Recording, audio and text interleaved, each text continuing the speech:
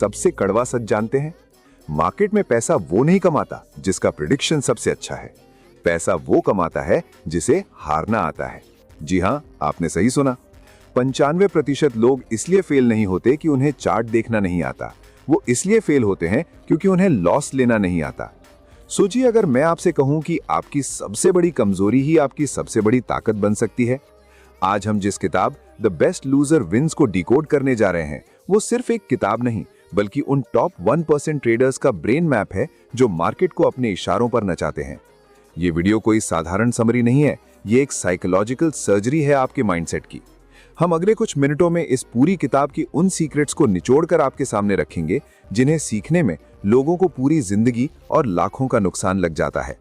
अगर आप उस 95% की भीड़ से निकलकर उन 5% विनर्स में शामिल होना चाहते हैं तो अपनी कुर्सी की पेटी बांध लीजिए, क्योंकि आज हम हार कर जीतने का हुनर सीखने वाले हैं। चलिए शुरू करते हैं।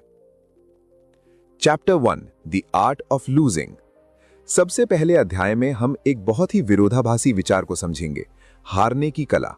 बचपन से हमें सिखाया गया है कि हारना बुरा है, हारना कमजोरी है, लेकिन ये किताब कहती है कि ट्रेडिंग और बिजनेस में हारना ही जीतने की पहली शर्त है। सोचिए, सचिन तेंदुलकर या दुनिया का कोई भी महान खिलाड़ी क्या बिना आउट हुए महान बना?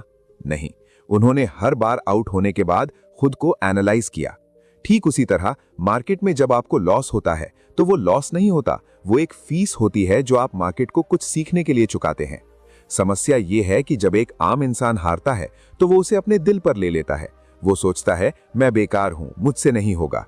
लेकिन एक चैंपियन सोचता है मेरा तरीका गलत था, मैं इसे सुधार सकता हूं।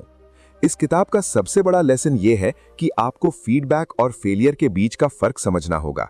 मार्केटिंग हो या ट्रेडिंग, अगर आपका कोई दांव उल्टा पड़ जाता है तो ये फेलियर नहीं है, ये मार्केट का आपको दिया गया फीडबैक है कि आपकी स्ट्रैटेजी में अभी और सुधार की जरूरत है।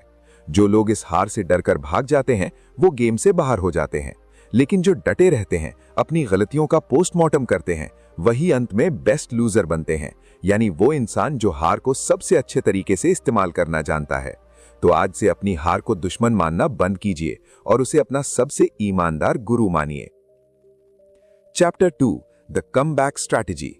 हारना एक बात है, लेकिन हार के बाद बाउंस बैक करना यानी वापसी करना दूसरी बात है। दूसरे अध्याय में हम सीखते हैं कि गिरकर उठना कैसे है। अक्सर देखा गया है कि एक बड़े लॉस के बाद ट्रेडर या बिजनेसमैन रिवेंज मोड में आ जाते हैं। वो गुस्से में फैसले लेते हैं, बदला लेने की कोशिश करते हैं और यहीं वो अपनी सबसे बड़ी गलती करते हैं। किताब सिखाती है कि असली जीत हार के बाद शुरू होती है, लेकिन शर्त यह है कि